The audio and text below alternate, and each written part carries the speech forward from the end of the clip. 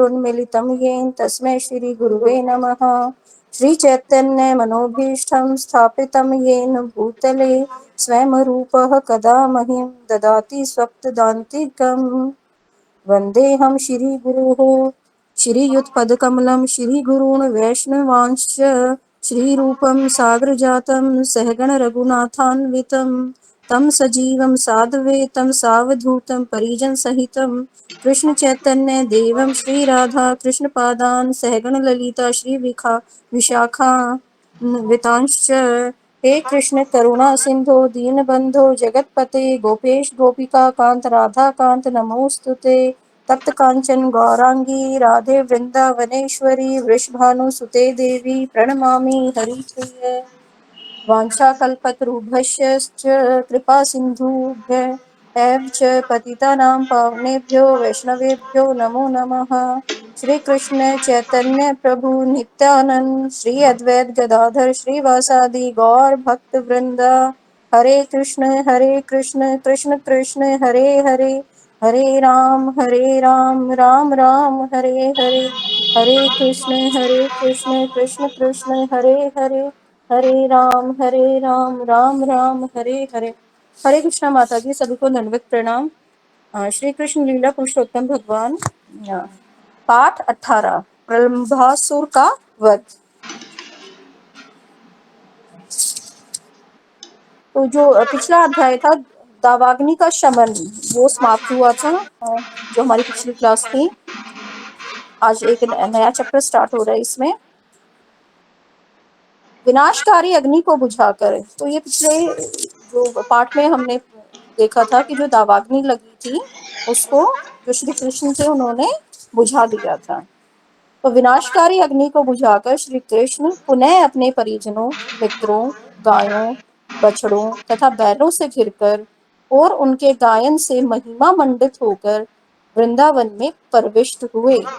तो जो अग्नि लगी हुई थी उसको बुझाने के बाद जो श्री कृष्ण थे अपने सभी जो भी उनके परिजन थे, जो भी उनके मित्र थे, गायें थी, बछड़े थे, बैल थे, उन सबसे घिरकर उनके गायन से महिमा मंडित होकर, यानी सभी जो श्री कृष्ण ने जो अग्नि को बुझाया था, तो सब जो श्री कृष्ण थे उनका महिमा मंडित कर रहे थे, उनका गुणगान कर रहे थे, होकर वृंदावन में प्रवेश हुए। यानी उन्होंने वृंदावन में प्रवेश किया सभी ने एक साथ।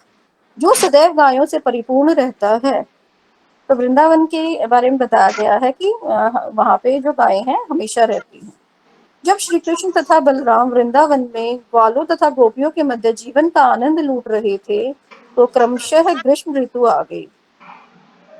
तो आगे बताया जा रहा है कि श्री कृष्ण और जो बलराम थे, तो वृंदावन में जो ग्वाले थे, गोपियां थे, उनके साथ रहते हुए तो अपने जीवन को व्यतीत कर रहे थे और खूब आनंद से रह रहे थे। रहते रहते ग्रीष्म ऋतु का आगमन हुआ। अब क्योंकि ग्रीष्म ऋतु आई है तो उसमें तो गर्मी होती है बहुत ज्यादा। भारत में ग्रीष्म ऋतु का कोई स्वागत नहीं करता क्योंकि गर्मी बहुत भीषण गर्मी होती है। तो भारत में आप सभी को पता है कि जब भी ग्रीष्म ऋतु आती है तो सभी को एक डर सा लगता है कि भाई बहुत गर्मी होगी, बहुत गर्मी होगी, तो कोई भी उसका स्वागत नहीं करता है क्योंकि वहां इस मौसम में अत्यधिक गर्मी पड़ती है। किंतु वृंदावन के सारे लोग प्रसन्न थे, लेकिन वृंदावन का जो में जितने भी लोग थे वो सभी प्रसन्न थे, उनको इसकी चिंता नहीं थी क्योंकि वहां ग्रीष्म ऋतु वसंत की भांति प्रकट हुई थी। तो ग्रीष्म के मौसम में भी वसंत का अनुभव कर रहे थे वो सभी। ऐसा श्री कृष्ण तथा बलराम के वहां रहने के कारण हो सका। तो ये क्यों था? क्योंकि श्री कृष्ण और बलराम स्वयं वहां रहते थे, क्योंकि वे दोनों ब्रह्मा तथा शिव के भी नियामक हैं। अब जो ब्रह्मा और जो शिव है, ये कहा जाता है कि इन्हीं का विस्तार है, श्री कृष्णा जी का ही। या आप कह सकते हो कि उनसे भी महान है, उनसे भी बड़े हैं। वृंदावन में अनेक झरने हैं जिनसे निरंतर पानी गिरता रहता है और उनकी ध्वनि इतनी मीठी होती है कि इसमें झिंगुरों की झनकार दब जाती है।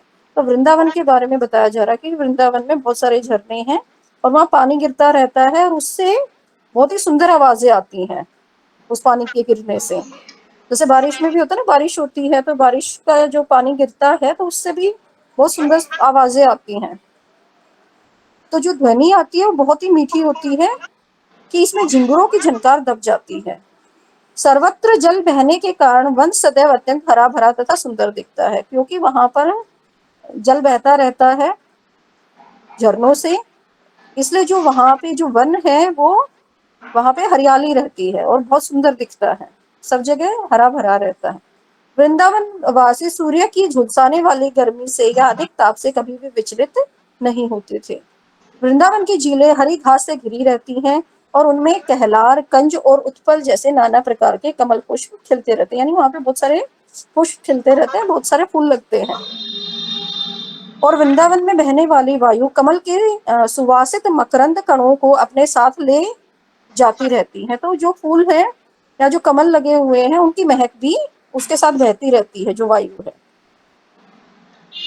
जब यमुना की तरंगों, झीलों तथा झरनों के जलकण वृंदावन वासियों के शरीर का स्पर्श करते थे, तो जो तरंगे हैं और झीलें हैं तथा झरनों के जो जलकण हैं, क्योंकि वो हवा के साथ जा रहे हैं, तो वृंदावन वासियों के शरीर पे जाकर जब वो स्पर्श करते हैं, उन्हें टच करते हैं, तो उन्हें स्वतः शीतलता का अनुभव होता है, तो उन्हें ठंडा ठंडा लगता है। अतः वे ग्रीष्म ऋतु के द्वारा तनिक भी विचलित नहीं होते थे। वृंदावन सुरम्य स्थल है, तो बहुत ही सुंदर स्थल है। यहाँ सदैव फूल खिलते रहते हैं। यहाँ अनेक प्रकार के अलंकृत हिरण भी रहते हैं, पक्षी कलरव करते हैं, मयूर कूजते हैं और नाचते हैं तथा मधुमक्खियां गुंजन करती हैं, कोयले पंचम स्वर में गाती हैं।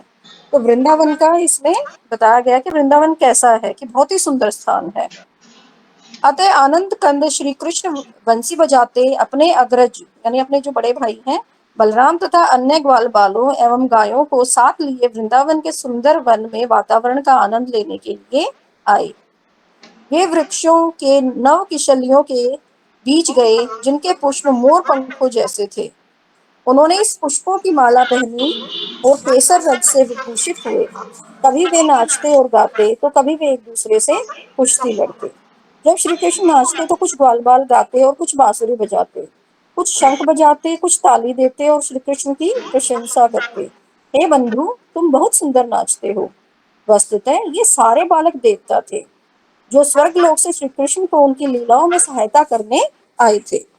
ये देवता ग्वाल बालों के वेश में श्री कृष्ण को नाचने में प्रोत्साहन दे रहे थे। जिस प्रकार एक कलाकार दूसरे की प्रशंसा करके प्रोत्साहित करता है।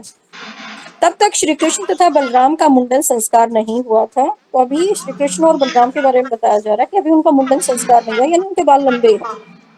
अतः उनके बाल कों के पंखों की भांति इकट्ठे हो गए थे। वे अपने मित्रों के साथ सदा आंख मिचोली खेलते या परस्पर लड़ते भिड़ते रहते थे। तो क्योंकि बचपन था, बचपन के बारे में बताया जा रहा है, जब वो बहुत छोटे थे, मुंडन संस्कार भी नहीं हुआ अभी उनका, तो जो अपने दोस्तों के साथ आंख मिचोली खेलते, लड़ते रहते। कभी कभी जब उनके मित्र कीर्तन करते तथा नाचते होते, तो श्री कृष्ण उनकी प्रशंसा करते। श्री कृष्ण जब भी वो कीर्तन करते थे, ब्रजवासी उनके जो मित्र थे, तो श्री कृष्ण हमेशा उनकी प्रशंसा करते। मित्रों, तुम लोग अति उत्तम नाच तथा गायन कर रहे हो। लड़के बेल और गोल गोल आमल की फलों को गेंद बनाकर खेलते। तो जो वहां पे जो बेल थी या जो वहां के फल थे, उन उन फलों को गेंद बना करके भी खेलते थे वो। कभी कभी वे छुपा छुपी का खेल खेलते, जिनमें वे एक दूसरे को ललकारते और छूते। कभी कभी वे जंगली हिरणों तथा विविध पक्षियों का अनुकरण करते। तो बहुत सारे जो जंगली हिरण थे या पक्षी थे, उनकी कॉपी करते थे वो।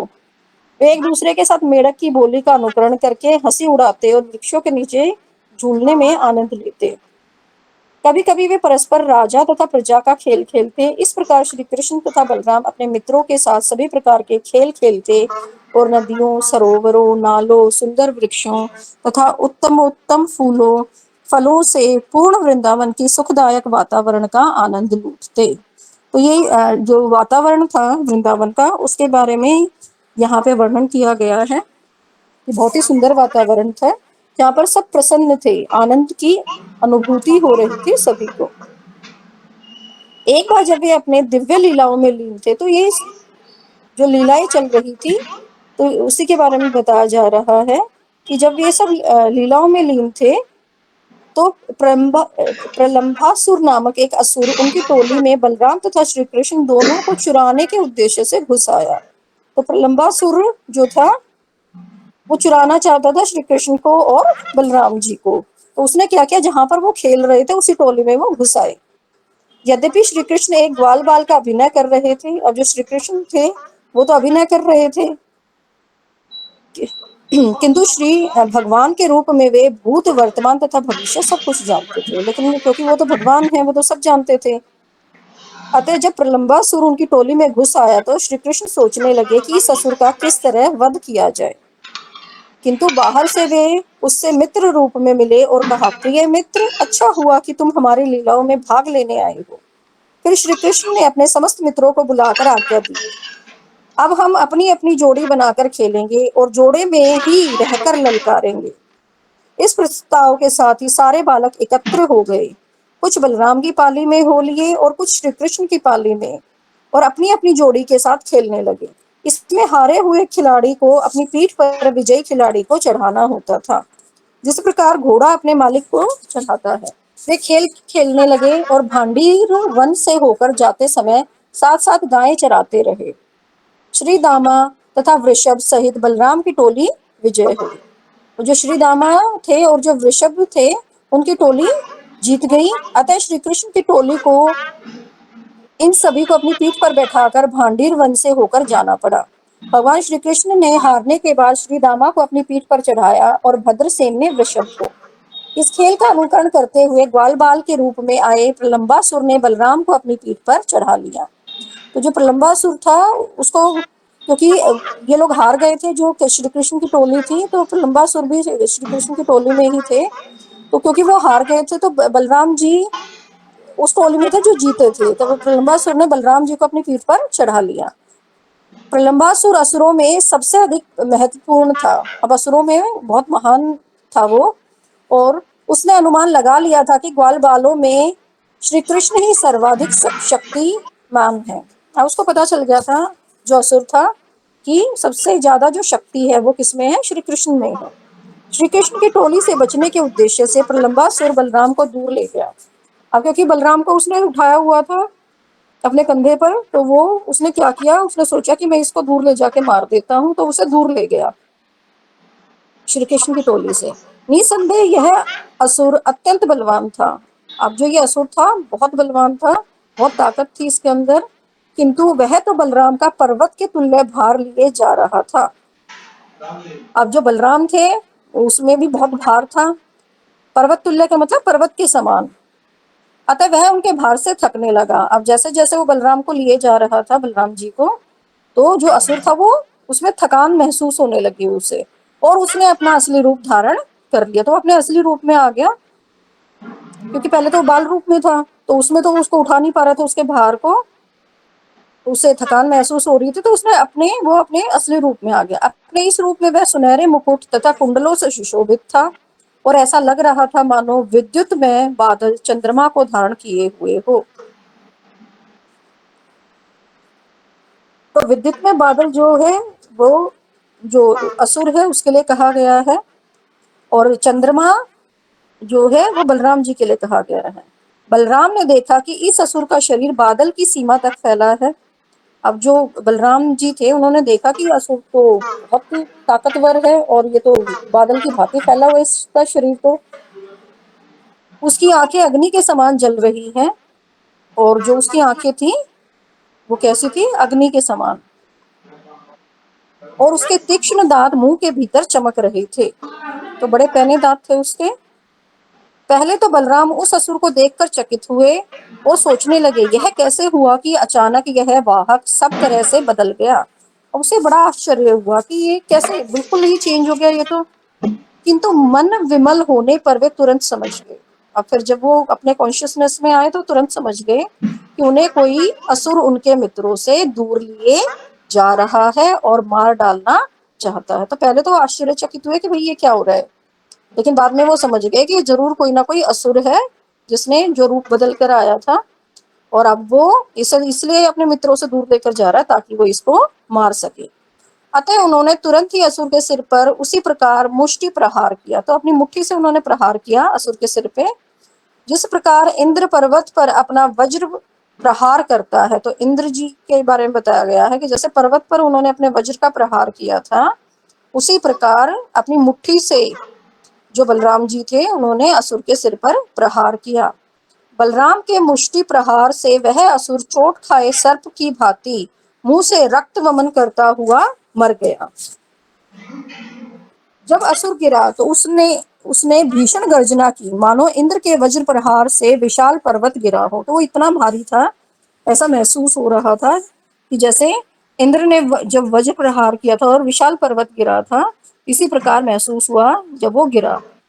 तब सारे बालक उस स्थान की ओर झपटे। अब बच्चों को भी महसूस हुआ, जो बाकी बालक थे, कि कुछ हुआ है। इस भयानक दृश्य को देखकर वे बहुत अच्छा कहकर बलराम की प्रशंसा करने लगे। अब सबको पता चल गया कि बलराम ने उसे मार दिया है, तो सब उसकी तारीफ करने लगे, प्रशंसा करने लगे। फिर यह सोचकर कि बलराम मृत्यु से उबरे हैं, फिर उन्हें एकदम से याद आया कि अरे ये तो मृत्यु से बचा है, क्योंकि वो जानते नहीं थे कि जो बलराम जी हैं वो कौन है। वे सब उनका अत्यंत स्नेह पूर्वक आलिंगन करने लगे, तो सबने उन्हें गले लगा लिया और अपनी अपनी बधाइयां तथा आशीष देने लगे। सभी उनको बधाइयां देने लगे कि बहुत बढ़िया काम किया तुमने, और आशीर्वाद देने लगे। स्वर्गलोक के सारे देवता अत्यंत प्रसन्न हुए। स्वर्गलोक से भी सब देख रहे थे, तो जितने भी देवता थे बहुत प्रसन्न हुए उस असुर के मारे जाने पर, और उन्होंने बलराम के दिव्य शरीर पर पुष्प वर्षा की। तो सभी जो देवता थे उन्होंने पुष्पों की वर्षा की, फूलों की वर्षा की। इस महाअसुर प्रलंबासुर को मारने के लिए उन्हें आशीष तथा बधाइयां भी दी। फूलों की वर्षा की, और वो जो प्रलंबासुर था उसको मारने के लिए आशीर्वाद भी दिया और बधाइयां भी दी। इस प्रकार लीला पुरुषोत्तम भगवान श्री कृष्ण के अंतर्गत प्रलंबासुर का वध नामक 18वें अध्याय के भक्ति वेदांत तात्पर्य पूर्ण हुए। हरे कृष्ण माता जी। प्रणाम माता जी। अगला हरे अध्याय कृष्णा माता जी, अगला अध्याय भी पढ़ लो माता जी, एक ही पेज का है, पढ़ लेते हैं इसको भी। ठीक है माता जी। हरे कृष्ण माता जी, सभी को दंडवत प्रणाम। दावानल पाल। जब बलराम श्री कृष्ण तथा उनके संगी उपयुक्त लीलाओं में मस्त थे, तो गायें बिना रखवाली के मनमाना विचरण करती हुई हरी घास चरने के लालच से वन के सुदूर भाग में पहुंच गई।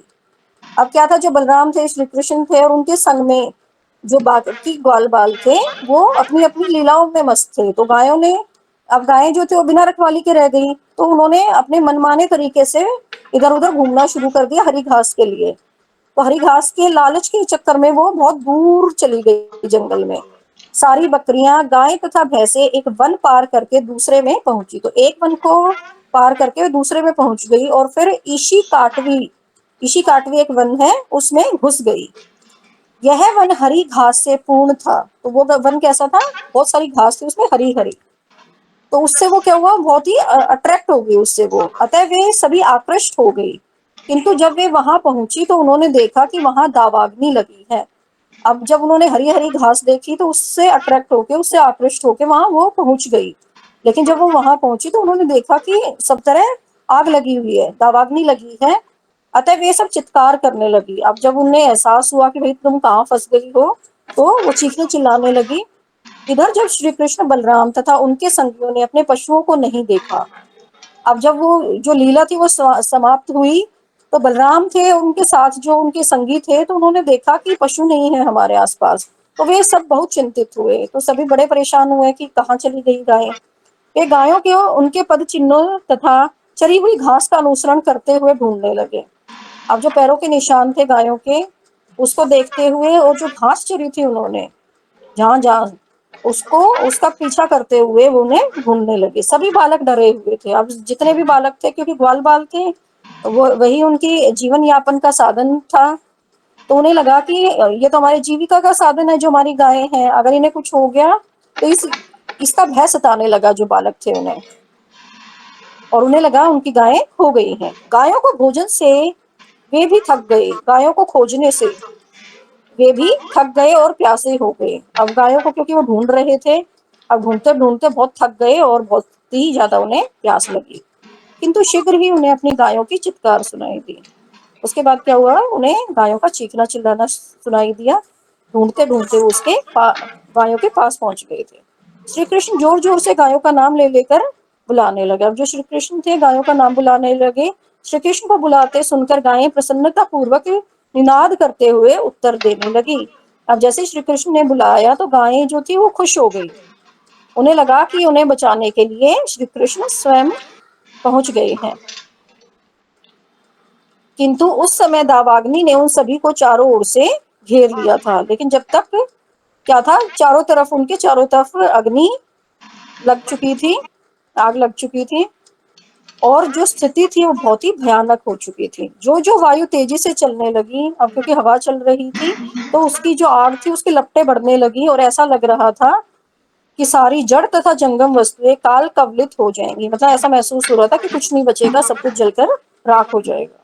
सारी गायें तथा बालक अत्यंत भयभीत हो उठे और वे बलराम की ओर उसी तरह देखने लगे जिस प्रकार मरणासन व्यक्ति श्री भगवान के चित्र की ओर देखता है।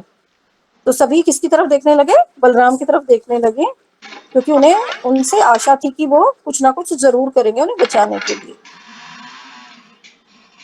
वे पुकार रहे थे, हे कृष्ण, हे बलराम, आप बहुत बलवान हैं। क्योंकि जब उन्होंने इतना महान कार्य किया इससे पहले तो वो जान चुके थे कि वो बहुत ही महान है, श्री कृष्ण और बलराम। हम इस दहकती अग्नि के ताप से जले जा रहे हैं, हमें अपने चरण कमलों में शरण दें। हम जानते हैं कि आप ही इस संकट से हमारी रक्षा कर सकते हैं। हे प्रिय कृष्ण, आप हमारे घनिष्ठ मित्र हैं। यह अच्छा नहीं है कि हमें इस तरह कष्ट उठाएं। हम सभी आप पर पूरी तरह आश्रित हैं और आप समस्त धर्मों के ज्ञाता हैं। हम आपके अतिरिक्त अन्य किसी को नहीं जानते। भगवान श्री कृष्ण ने अपने मित्रों की आंध्रवाणी सुनी और उन पर स्नेह में ही दृष्टि डाली। उन्होंने आंखों से ही अपने मित्रों को बता दिया कि डरने का कोई कारण नहीं है। तब परम योगी शक्तिमान ईश्वर श्री कृष्ण ने तुरंत ही अग्नि की सारी लपटों का पान कर लिया।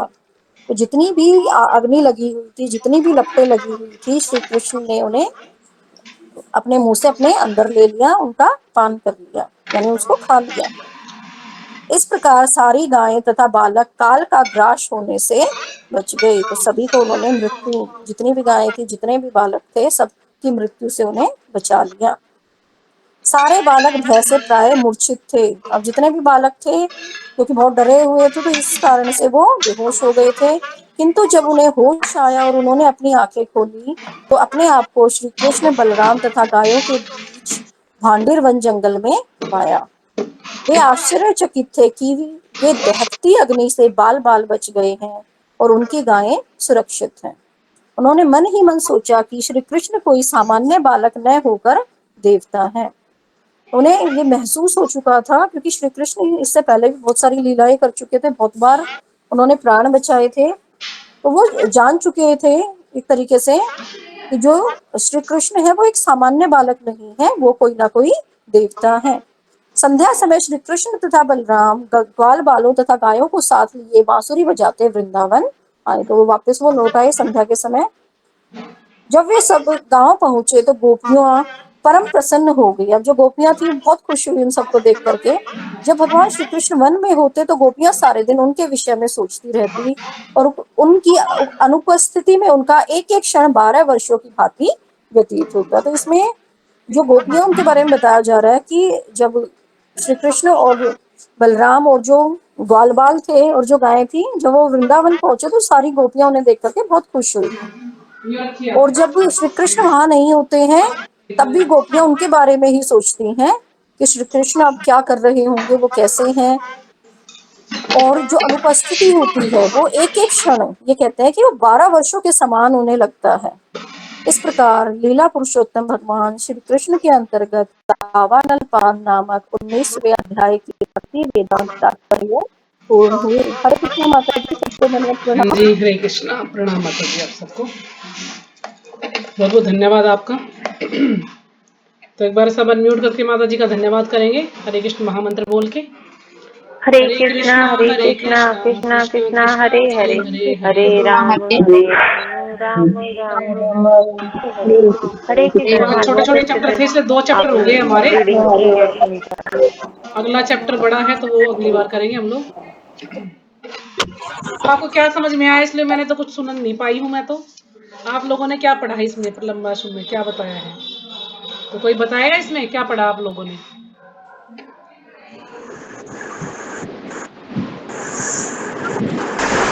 पिछली बार हमने पढ़ा था दावाग्नि का शमन। ठीक है, तो उससे आगे पढ़ा है, तो क्या बताया इसमें? सुना है किसी ने आराम से बैठ के? मतलब सुना तो है। तो कोई तो एक्सप्लेन करे।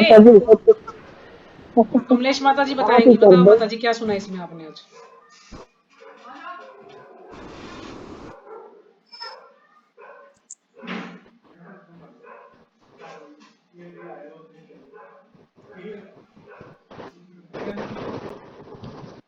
हरे कृष्ण, आवाज आ रही है मेरी? आवाज आ रही है, बोलिए माता माता जी, इसमें क्या सुना है? माता जी नहीं पढ़ा तो सारा भी सुना तो है। जी। तो थोड़ा सा तो याद होगा कि इसमें क्या पढ़ा आज आपने, बताओ।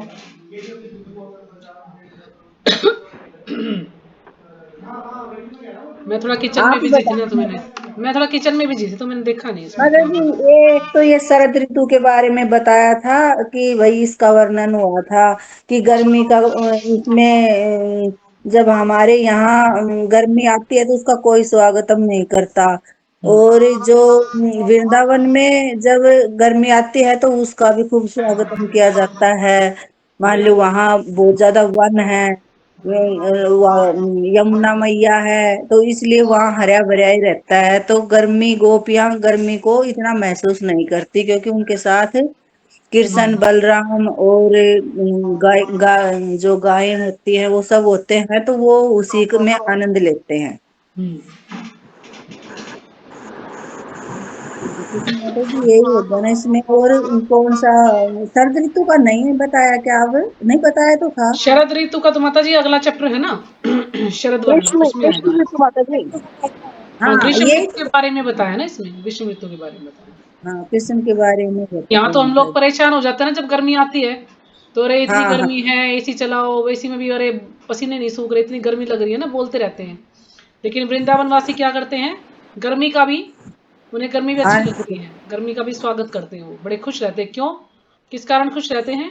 क्योंकि जो कृष्ण और बलराम है, वो उनके वहां रहने के कारण, क्योंकि वो वहां पर रह रहे हैं ना, इसलिए वो ग्रीष्म ऋतु को भी पसंद कर रहे हैं, क्योंकि भगवान कृष्ण और बलराम हाँ, उनके साथ रह रहे हैं, इसलिए। और जो कृष्ण बलराम है वो क्या है, वो ब्रह्मा और शिव के भी नियामक हैं। कृष्ण नियामक क्यों है। है, उनके भी नियामक है, यानी कृष्ण से ऊपर कोई नहीं है। हम पहले सोचते थे ब्रह्मा विष्णु महेश की, ब्रह्मा जो है सबसे बड़े हैं, ऐसे सोचते थे जब छोटे थे। लेकिन अभी पता लगता है कि सबसे बड़े कौन है, कृष्ण सबसे बड़े हैं। कृष्ण से ऊपर कोई, जो विष्णु है वो भी कृष्ण का ही विस्तार है, लेकिन कृष्ण जो है अलग है। कृष्ण सबके विस्तार, सबको उत्पन्न करने वाले हैं कृष्ण, तो कृष्ण ही सबसे बड़े हैं। तो वहां पर क्या था कि सर्वत्र वहां पर जल बहने के कारण वन सदैव अत्यंत हरा भरा सुंदर दिखता था, क्योंकि वहां पर जल था, इतना जल के कारण जो वन था बड़ा सुंदर था वहां पर। वृंदावन वासी सूर्य की झुलसाने वाली गर्मी से या अधिक ताप से कभी विचलित नहीं होते थे। जैसे हम लोग परेशान हो जाते ना, थोड़ी सर्दी आई तो दुखी हो गए, थोड़ी गर्मी आई तो दुखी हुए, बारिश का मौसम है तो दुखी होते हैं, लेकिन वो इतनी ज्यादा गर्मी से भी विचलित नहीं होते थे वृंदावन वासी। क्यों, क्योंकि कृष्ण के कारण। तो वृंदावन की झीलें हरी घास से घिरी रहती हैं, और उनमें कहलार, कंज तथा उत्पल जैसे नाना प्रकार के कमल पुष्प खिलते रहते हैं। तो ये फूलों के नाम दिए गए हैं कि इतने प्रकार के कमल पुष्प हैं, कहलार नाम के, कंज नाम के और उत्पल नाम के। यमुना की तरंगे झीलों तथा झरनों के जल कण वृंदावन वासियों के शरीर का स्पर्श करते थे, तो उन्हें स्वतः शीतलता का अनुभव होता था। तो यमुना की जो तरंगे हैं और झीलें और झरनों के जल कण वृंदावन वासियों का स्पर्श करते, तो इसलिए उनको शीतलता का अनुभव होता था। इसी कारण से उन्हें गर्मी से वो जो है विचलित नहीं होते थे। वृंदावन सुरमय स्थल है जहां सदैव फूल खिलते रहते हैं, जहां अनेक प्रकार के अलंकृत हिरण भी रहते हैं। यानी वृंदावन कैसा स्थान है, ऐसे बोला जाता है कि एक बार जब भगवान लीला करने के लिए आ रहे थे, तो श्रीमती राधा रानी भी साथ आ रहे थे, उन्होंने मना कर दिया, कह रहे वहां पर तो वृंदावन नहीं होगा, वहां पर यमुना नदी नहीं होगी, वहां पर ये नहीं होगा, तो मैं वहां पर नहीं जाऊंगी। तो भगवान ने कहा कि वहां पर सब कुछ होगा। तो जो हम गोलोक वृंदावन में देखते हैं वही नीचे भी है, वृंदावन भी है, गोकुल भी है, वहां पर यमुना नदी भी है, सब कुछ है यहाँ पर। और फिर जो है राधा रानी किस रूप में आई, गदाधर पंडित के रूप में आई राधा रानी। क्यों, क्योंकि कह रहे हैं कि आप जो है सन्यासी वेश में होंगे, तो फिर मैं कैसे मतलब आपका संग कर सकती हूँ। तो इसलिए वो फिर वृंदावन वो गदाधर पंडित के रूप में आए ताकि वो भगवान की सेवा कर पाए। अतः आनंद कंदे श्री कृष्ण बंसी बजाते अपने अग्रज बलराम था अन्य ग्वाल बालों गायों को साथ लिए वृंदावन के सुंदर वन में वातावरण का आनंद लेने के लिए आए थे। तो क्या करते थे, वृंदावन में आनंद लेने के लिए आए थे भगवान। अपने अग्रज यानी बलराम जी के साथ आए थे और क्या करते थे भगवान, वंशी बजाते थे बस और आनंद लेते थे। वे वृक्षों के नव किसलयों के बीच गए जिनके पुष्प मोर पंखों जैसे थे। ऐसे वृक्ष थे वहां पर, नव किसलयों के बीच गए, जो कैसे थे, मोर पंखों जैसे दिखते थे, ऐसे जो है वहां पर वृक्ष थे। तो भगवान जो है वहां पर क्या कर रहे थे, सब नाच रहे थे, गा रहे थे और कुश्ती कर रहे थे। जैसे बच्चे आपस में खेलते हैं, कुछ कुछ करते हैं, तो इसलिए भगवान और भगवान के सखा जो थे वो सब आनंद लूट रहे थे, एक दूसरे के साथ खेल रहे थे वो। और जैसे जैसे जब वो खेल रहे थे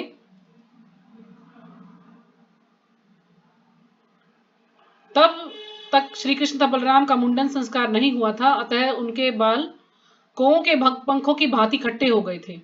अब कृष्ण बलराम का जब तक मुंडन संस्कार नहीं हुआ था, जब वो वहां पर खेल रहे थे, उनके बाल बिल्कुल कैसे हो गए, कौओं के पंखों की भांति बड़े बड़े बाल हो गए थे उनके ऐसे ही। तो कभी कभी जब उनके मित्र कीर्तन था करते, नाचते होते, तो श्री कृष्ण उनकी प्रशंसा करते, मित्रों तुम लोग अति उत्तम नाच तथा गायन कर रहे हो। तो फिर उन्होंने क्या सोचा कि चलो हम छुपा छुपी का खेल खेलते हैं। तो छुपा छुपी का खेल खेलते जिनमें एक दूसरे को ललकारते और छूते। कभी कभी वे जंगली हिरणों तथा विविध पक्षियों का अनुकरण करते, एक दूसरे के साथ मेंढक की बोली का अनुकरण करके हंसी उड़ाते और वृक्षों के नीचे झूलने में आनंद लेते। तो इस प्रकार से सब बड़े खुश थे, सब खेल रहे थे। लेकिन एकदम से क्या होता है, जब हम बड़े खुश होते हैं, हमारे जीवन में सब कुछ अच्छा चल रहा है, तो फिर एकदम से दुख आ जाता है, कष्ट आ जाता है और हम दुखी हो जाते हैं। तो ऐसे ही यहाँ पर भी हुआ, सब लोग भगवान के साथ हंसी मजाक कर रहे हैं, छुपा छुपी खेल रहे हैं, है ना, कुश्ती लड़ रहे हैं, कोई नाच गायन कर रहे हैं, सब बड़े मस्त है। लेकिन एकदम से क्या होता है कि एक बार जब वे अपनी दिव्य लीलाओं में लीन थे, तो प्रलंबासुर नामक एक असुर उनकी टोली में बलराम तथा श्री कृष्ण दोनों को चुराने के उद्देश्य से घुस आया। तो प्रलंबासुर कौन था, राक्षस था, यानी राक्षस के रूप में एक कष्ट उनके जीवन में आया और एकदम से वो, है ना, सब जो खेल था वो एकदम से सब उससे विचलित हो गए, सब परेशान हो गए। कि जब दुख आता है तो हम परेशान होते हैं ना, लेकिन जब कृष्ण है तो कृष्ण के कारण वो हर दुख को सहन करते थे, यानी कोई परेशानी नहीं होती थी उनको, क्योंकि वो हर बार क्या बोलते, कोई भी दुख आता, कृष्ण है ना, कृष्ण देख लेंगे। तो जैसे प्रलंबासुर आए, प्रलंबासुर ने क्या किया कि वो उनकी टोली में मिल गए ताकि किसी को पता ना चले कि ये प्रलंबासुर है। और वो क्या करना चाहते थे, बलराम को और कृष्ण को चुराने के उद्देश्य से वो वहां पर घुस आए थे। यद्यपि श्री कृष्ण ग्वाल बाल का अभिनय कर रहे थे, किंतु श्री भगवान के रूप में वे भूत वर्तमान तथा भविष्य सब कुछ जानते थे। अब उसने सोचा कि मैं इस टोली में चला जाऊंगा तो मुझे कोई पहचान नहीं पाएगा, लेकिन भगवान तो सब कुछ जानते हैं, तो ये तो एक छोटा सा खेल था, तो भगवान उसको पहचान गए थे। लेकिन भगवान ने ऐसा अभिनय किया, ऐसा नाटक किया कि वो उनको नहीं पहचान पाए, भगवान उनको पहचान गए थे। तो अतः जब प्रलंबासुर उनकी टोली में घुस आया तो श्री कृष्ण सोचने लगे कि ससुर का किस तरह वध किया जाए, किंतु बाहर से वे उससे मित्र रूप में मिले और कहा, प्रिय मित्र, अच्छा हुआ कि तुम हमारी लीलाओं में भाग लेने आए हो। फिर श्री कृष्ण ने अपने समस्त मित्रों को बुलाकर आज्ञा दी, अब हम अपनी अपनी जोड़ी बनाकर खेलेंगे और जोड़े में ही रहकर ललकारेंगे। इस प्रस्ताव के साथ ही सारे बालक एकत्रित हो गए, कुछ बलराम की टोली पाली में चले गए और कुछ कृष्ण की पाली में चले गए। तो फिर भगवान ने खेल खेला कि कैसे इसका वध किया जाए असुर का। तो उन्होंने कहा कि ठीक है, दो हम एक अलग अलग टीम बना लेते हैं। तो कुछ बलराम के साथ चले गए और कृष्ण के साथ चले गए। तो इसमें जो हारे हुए खिलाड़ी को अपनी पीठ पर विजयी खिलाड़ी को चढ़ाना होगा, तो जो भी हारेगा, तो जो जीतेगा वो उसको अपनी पीठ पर चढ़ाएगा। तो ये उन्होंने खेल खेलना शुरू किया कि जिस प्रकार घोड़ा अपने मालिक को चढ़ाता है, ऐसा उन्होंने खेल खेलना शुरू किया। और भांडीर वन से होकर जाते समय साथ साथ गाय चराते रहे। श्रीदामा तथा वृषभ सहित बलराम की टोली विजयी हुई। अब श्रीदामा और वृषभ सहित बलराम की जो टोली थी वो विजयी हुई। अतः श्री कृष्ण की टोली को इन सभी को अपनी पीठ पर बैठाकर भांडीर वन से होकर जाना था। अब जो कृष्ण की टोली के बंदे थे उनको क्या करना था, बलराम की टोली के सभी ग्वालों को अपने पीठ पर बैठाना था। तो उन्होंने श्रीदामा ने अपनी पीठ पर बैठाया और भद्रसेन ने वृषभ को अपनी पीठ पर बैठाया। इस खेल का अनुकरण करते हुए ग्वाल बाल के रूप में आए प्रलंबासुर ने बलराम को अपनी पीठ पर चढ़ा लिया। अब प्रलंबासुर किसकी टीम में थे? कृष्ण की टीम में थे, तो उन्होंने बलराम को अपनी पीठ पर चढ़ा लिया। अब प्रलंबासुर असुरों में सबसे अधिक महत्वपूर्ण था और उसने अनुमान लगा लिया था कि ग्वाल बालों में श्री कृष्ण ही सर्वाधिक शक्तिमान है। यानी उस राक्षस को भी आभास हो गया था कि जो कृष्ण है वही सबसे ज्यादा शक्तिशाली है। तो श्री कृष्ण की टोली से बचने के उद्देश्य से प्रलंबासुर बलराम को दूर ले गया। निसंदेह यह असुर अत्यंत बलवान था, किंतु वह तो बलराम का पर्वत के तुल्य भार लिए जा रहा था, अतः वह उसके भार से थकने लगा। अब उसने सोचा कि मैं बलराम को दूर ले जाता हूं, लेकिन बलराम इतने भारी थे कि वो उनको जो है ढोए जा रहा था, उनको लेकर जा रहा था। वो पहचान नहीं पा रहा था कि ये भगवान है। अपने इस रूप में वह सुनहरे मुकुट तथा कुंडलों से सुशोभित था और ऐसा लग रहा था मानो विद्युत में बादल चंद्रमा को धारण किए हो।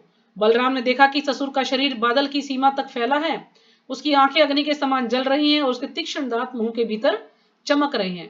पहले तो बलराम उस ससुर को देखकर चकित हुए और सोचने लगे यह कैसे हुआ कि अचानक यह वाहक सब तरह से बदल गए। यानी बलराम जी समझ गए हैं कि कोई ना कोई राक्षस है जो ऐसा उसका रूप है, इस प्रकार से वो बदल गया है। और फिर उन्होंने क्या किया कि तुरंत ही असुर के सिर पर उन्होंने मुष्टि प्रहार किया, जिस प्रकार इंद्र पर्वत पर अपना वज्र प्रहार करता है। यानी तुलना की गई है कि जो जैसे इंद्र पर्वत पर क्या करता है, वज्र से, इंद्र के पास एक वज्र होता है, उससे वो प्रहार करता है। तो इसी प्रकार से बलराम जी ने उस पर मुष्टि प्रहार किया। बलराम के मुष्टि प्रहार से असुर चोट खाए सर्प की भांति मुंह से रक्त वमन करता हुआ मर गया। जब असुर गिरा तो उसने भीषण गर्जना की, मानो इंद्र के वज्र प्रहार से विशाल पर्वत गिरा हो। यानी जब उसकी मृत्यु हुई तो कैसा लगा, जैसे कोई पर्वत गिर गया हो। इतना जो है भयंकर था वो, इतना बड़ा था वो राक्षस। और तब सारे बालक उस स्थान की ओर झपटे था। इस भयानक दृश्य को देखकर वे बहुत अच्छा कहकर बलराम की प्रशंसा करने लगे। तो सब जो है क्या किया, सबने बलराम की प्रशंसा करने लगे। फिर यह सोचकर कि बलराम मृत्यु से उबरे हैं, तो वे सब उनका अत्यंत स्नेहपूर्वक आलिंगन करने लगे और अपनी अपनी बधाइयां तथा आशीष देने लगे। तो सब बलराम जी को बधाइयां देने लगे, आशीष देने लगे कि उनकी कारण जो है हम बच पाए हैं। तो स्वर्गलोक के सारे देवता अत्यंत प्रसन्न हुए। तो ग्वाल बाल तो प्रसन्न हुए ही, साथ साथ जो देवता है वो भी इस चीज को देख रहे थे, तो वो भी बड़े प्रसन्न हुए और उन्होंने वहां से पुष्प वर्षा की।